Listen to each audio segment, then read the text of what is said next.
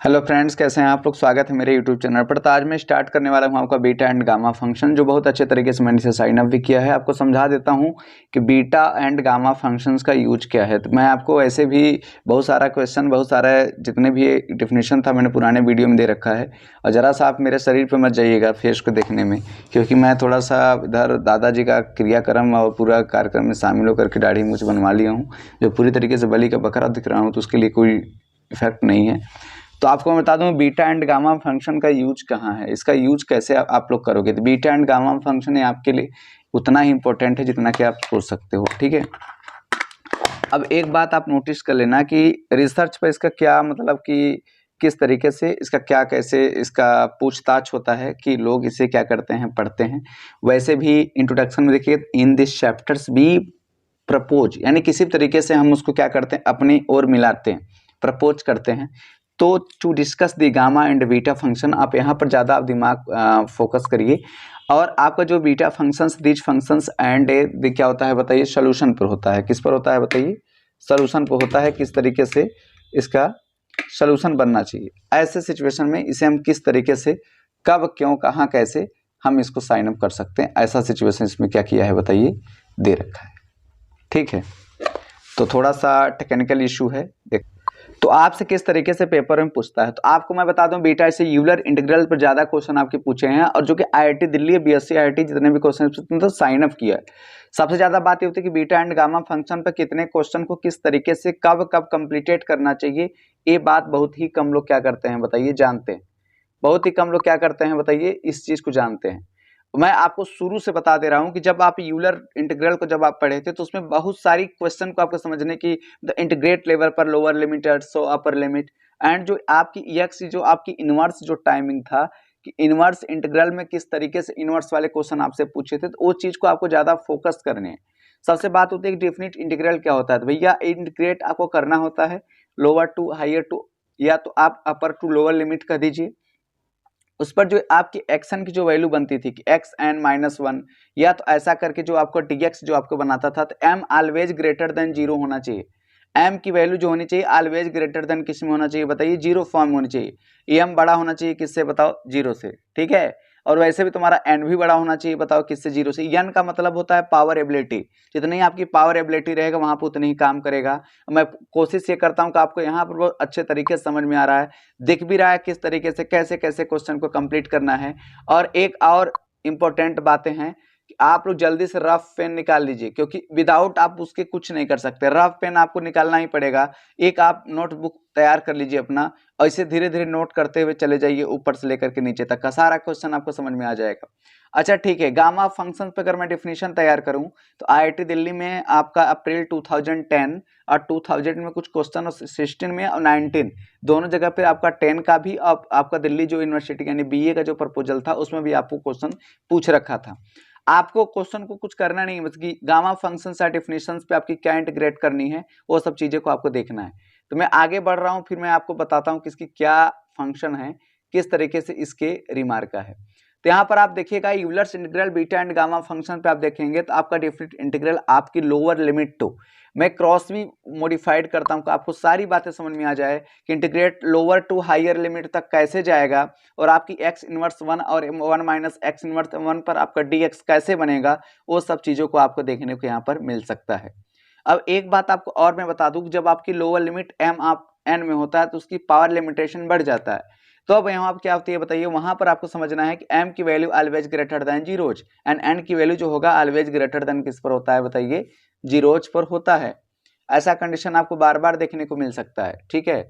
और definite integral में अगर देखा जाए तो the known as the gamma function, इसे ही हम लोग किसके रूप में जानते हैं बताइए, गामा फंक्शन। एक बार आप ध्यान दीजिएगा, आपको यहाँ पर आपको फोकस करने की आवश्यकता है हमारे स्टूडेंट्स। आपको यहाँ पे गामा फंक्शन यही होता है कि m की वैल्यू n की वैल्यू जहाँ ग्रेटर देन हो 0 से, तो वो आपकी कौन सी फंक्शन है बताइए, गामा फंक्शन। जो बहुत सारे पेपर में बहुत तरीके की, बहुत सारी सुविधा से ये क्वेश्चन आपको पूछता है, लेकिन अच्छे अच्छे लोग क्या करते हैं, इसमें डिसमैचेज हो जाते हैं, समझ में भी नहीं आता कि मैं क्या करूँ। गामा फंक्शंस का एक ही रोल होता है, वो आपको ये चीज बताता है कि कितने लेवल में कब तक, कब कहाँ कैसे इसको आपने फॉर्मेट किया, अब फॉर्मेट किस लेवल पर किया, वो सारी बातें आपको यहाँ पर समझाने का पूरा प्रयास करेगा, ठीक है। आगे आपको दिख रहा होगा कि आपको मैं एक डेफिनेशन दिखाता हूँ और कोशिश रहेगी कि आपको ये सारी बातें समझ में आएगी। ठीक है, आप यहाँ पर इंटीग्रेट करके आप यहाँ चेक कर सकते हो किस तरीके से कौन सा फंक्शन कब तक काम करता है। अरे मेरे भाई, जब आप इसे इंटीग्रेट करोगे तो limit x tends to e की पावर x लेना पड़ेगा, क्योंकि वैसे भी एक्सपोनेंशियल पर इसका कोई यूजेज नहीं है, नॉट यूजेज ऑफ एक्सपोनेंशियल।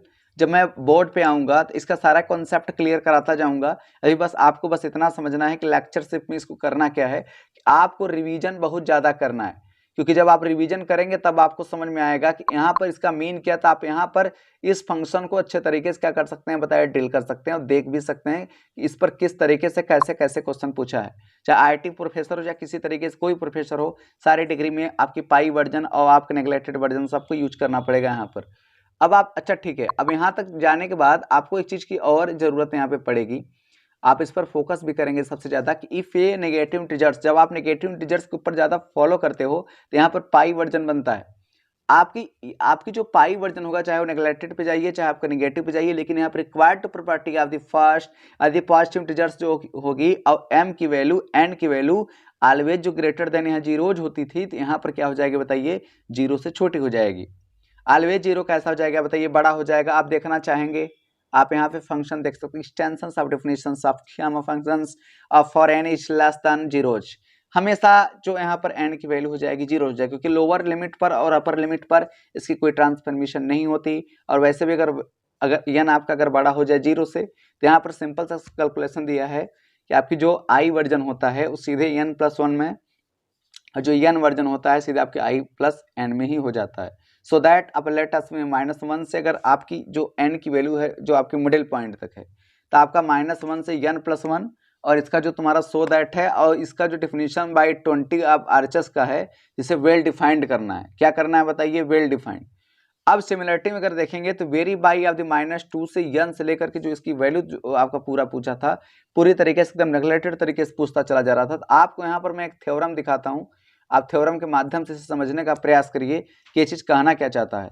तो थ्योरम में आप देखेंगे, theorem to show that of the T of T pi by 2 यानी रूट पाई बनाता है। शो कराना है कि आपकी जो आई वर्जन है आपका 1/2 का रूट पाई बनाता है। तो आप यहाँ पर अगर देख पा रहे होंगे तो डिफिनेशन आप गामा फंक्शन पर देखेंगे तो इसका बहुत सारे इक्वेशन दे रखा है, अपर लिमिट सो लोअर लिमिट। आप यहाँ पर ज़्यादा फोकस करिए, यहाँ पर आप ज़्यादा फोकस करिए तो आपको ज़्यादा समझ में आएगा कि मैं कहना क्या चाहता हूँ। ठीक है, ये चीज़ आप यहाँ पर ज़्यादा फोकस करेंगे तो आपको खुद ही समझ में आ जाएगा ये चीज़ कहना क्या चाहता है। तो आप यहाँ पर आई एन लिमिट में अगर आएंगे तो इंटीग्रेट कर देंगे तो एक्स ई की पावर 0 पर, और आपका ई माइनस टी का जो डी टी और एन जो आपका बड़ा है 0 पर, वो आपको ऑटोमेटिक दिखता हुआ समझ में आ जाएगा ये चीज़ किया कैसे। अब आप आगे अगर समझेंगे तो यहाँ पर एक बात और, रिप्लेसिंग वाला सिस्टम जो इंटर में आप पढ़े थे क्लास 12 में, वो यहाँ पर भी आपको देखने को मिल सकता है 1/2 का। और इस पर जो आपकी आई वर्जन है जो कि putting value of you square so that अभी टू यू डी यू, जो आप डिफ्रेंशिएट करना सीखे थे, तो ये भी आपके लिए कैसा है बताइए, वेरी इजी फार्मूला है। ठीक है, अब आप आगे बढ़िए, इस ट्रांसफॉर्मेशन में आपको बता दे रहा हूँ किस तरीके से है। तो मेरठ यूनिवर्सिटी 1996 में क्वेश्चन पूछा भी जा चुका है, आई इनवर्स की वैल्यू पाई वर्जन में 1/n, upper limit so lower limit x e -1, और आपकी ए की value always greater than zeros था। अब ऐसे क्वेश्चन में अगर आप देखेंगे तो आपकी जो बाई डिफिनेशन जो वैल्यू है, आप यहाँ पर्टिकुलर केस पर यानी कि वैल्यू 1/2 आप नहीं पुट कर सकते, क्योंकि जब भी कभी भी जब आप पुट करेंगे यानी कि वैल्यू ऑलवेज आपका ग्रेटर देन क्या हो जाएगा बताइए, 0 से। लेकिन आपको यहाँ पर करना क्या है कि यानी कि वैल्यू ऑलवेज लोअर देन कैसा होना चाहिए बताओ, 0 से होना चाहिए।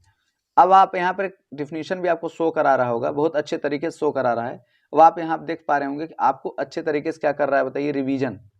अच्छे तरीके से आप यहाँ क्या कर सकते हैं बताइए, रिवीजन कर सकते हैं कि आपको यहाँ पर क्या चीज पूछ रहा है फटाफट। तो आपको फार्म टू शो दैट आप टीएन आपका जो इंटीग्रेट वैल्यू है, आप पर इस पर क्या कर सकते हैं बताइए, दिल्ली आप फिजिक्स कोई एक कंपनी है, वहाँ पे सारे क्वेश्चन आपको पूछे गए हैं, तो वहाँ पर भी आप इस क्वेश्चन को क्या कर सकते हैं बताइए, देख सकते हैं, पूरे अच्छे तरीके से रिवीजन कर सकते हैं। ऐसे लगातार पार्ट 3 वीडियो में आप लोगों के बीच में आता रहूँगा। तब तक के लिए आप लोग उसे सब्सक्राइब करिए, लाइक करिए, कमेंट करिए और अपने दोस्तों को भी शेयर करिए। ऐसे ही मिलेंगे दूसरे वीडियो में, तब तक के लिए धन्यवाद, थैंक यू।